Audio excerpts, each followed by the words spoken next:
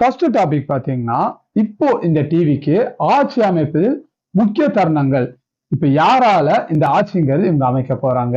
எந்தெந்த கட்சிகள் அவங்களோட எம்எல்ஏக்கள் எவ்வளவு பேரை கூட்டு வந்திருக்காங்க? அப்படிங்கறத நம்ம பாத்தீங்கன்னா இந்த ஃபர்ஸ்ட் டாபிக்ல தெளிவா பாத்துடலாம். ஃபர்ஸ்டா இந்த விசிகா மற்றும் இஏயு இவங்களோட ஆதரவு அதை பத்தி நம்ம ஃபுல்லா ஃபர்ஸ்ட் பாத்துடலாம். சரிங்களா? இவங்க ஃபர்ஸ்டா நம்ம முதல்ல வந்தது நம்ம விசிகா கட்சி தான். நம்ம விடுதலை சிறுத்தை கட்சி இருக்குல்ல, அவங்க பாத்தீங்கன்னா அவங்களோட 2 எம்எல்ஏக்களை கூப்பிட்டு இந்த டிவிக்கு பாத்தீங்கன்னா முதல்ல ஆதரவு அறிவிச்சது நம்ம விடுதலை சிறுத்தை கட்சிக்கு தான். அதுக்கப்புறம் தான் இவங்க அறிவிச்சிட்டாங்க இப்ப விடுதலை சிறுத்தை கட்சிகள் இருந்து. அதுக்கப்புறம் தான் இஇயுஎம்எல் இவங்க பாத்தீங்கன்னா பின்னாடி வந்தாங்க. இவங்க எந்த கட்சினா இந்தியன் யூனியன் முஸ்லிம் லீக் கட்சி தான். இவங்களும் அவங்களோட 2 எம்எல்ஏக்களை கூப்பிட்டு பாத்தீங்கன்னா அவங்களோட ஆதரவுங்கிறது நம்ம டிவிகேக்கு தந்திருக்காங்க. இதன் மூலமா நம்ம டிவிகேக்கு மொத்தமா இப்போ எம்எல்ஏக்களோட ஆதரவுங்கிறது பாத்தீங்கன்னா 121 பாத்தீங்கன்னா இப்போதைக்கு உயர்ந்திருக்கு. ஆனா இவ்வளவுங்கிறது இப்போதைக்கு அவசியம் இல்லை. இப்போ நம்ம விஜய் முதலமைச்சர் ஆகிறதுக்கு பாத்தீங்கன்னா அவசியமான எண்ணிக்கைங்கிறது 118 எம்எல்ஏக்களை இருந்தா போதும். ஆனா இப்ப இருக்கிறது பாத்தீங்கன்னா அதை விட அதிகமா தான் இருக்கு. அடுத்தது இவர் திருமாவளவன் இருக்காருல்ல, அவரோட முக்கியமான முடிவு என்னங்கிறது அவர் சொல்லியிருக்காரு.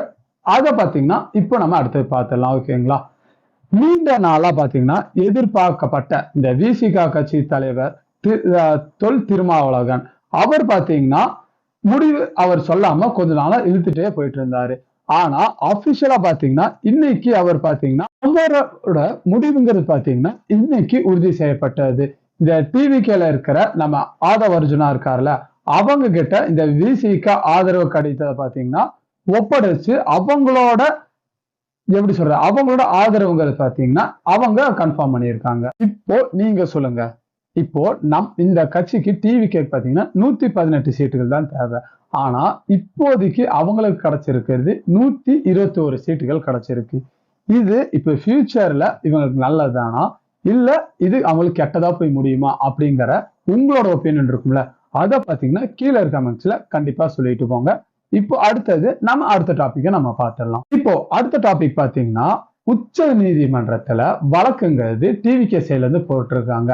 அவங்க எதுக்கு போட்டிருக்காங்க, யாருக்கு மேல போட்டிருக்காங்க அப்படிங்கிறத இப்போ இதுல பாத்தீங்கன்னா நம்ம தெளிவா பார்த்துடலாம். இப்போ நீங்க இந்த வீடியோ பாத்தீங்களா, இந்த வீடியோவோட முழு வீடியோ பாத்தீங்கன்னா இங்க கீழே இருக்க லிங்க்ல இருக்கு. இதை பிரஸ் பண்ணீங்கன்னா இந்த வீடியோவோட முழு வீடியோவை நீங்க அங்க பார்க்கலாம்.